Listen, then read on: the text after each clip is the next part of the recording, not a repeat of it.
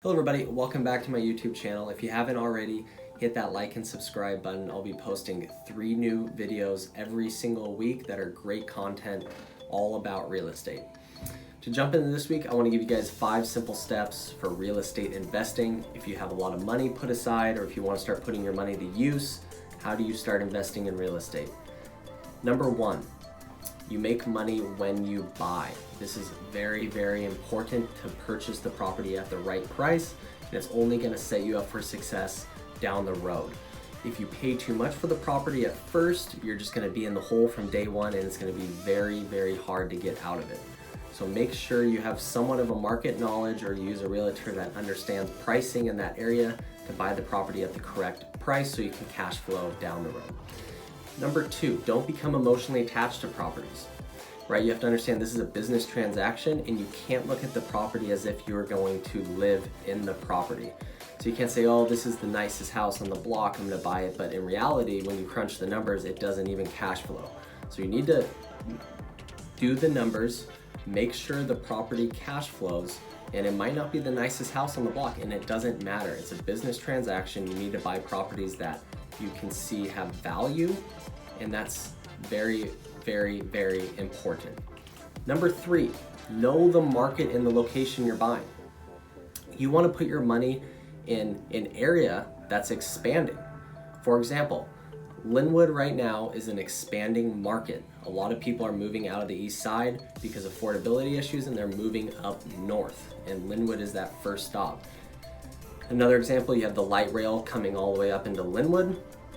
That's going to help commuting down to Seattle from Linwood, and then you have the Payne Field, the new airport that just opened up.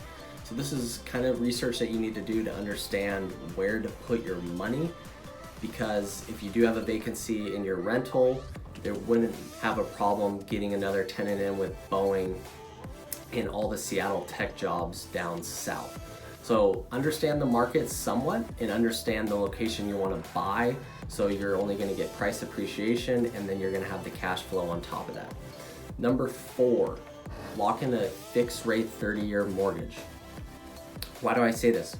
Mortgage rates are historically low right now. If I had to guess, in 5 to 10 years, 100% they're going to go up.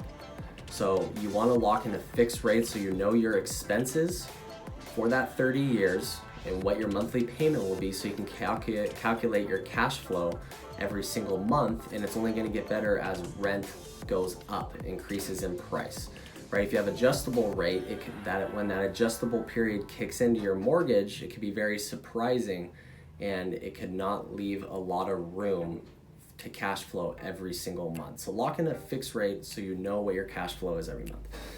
And number 5, very important, cash flow first.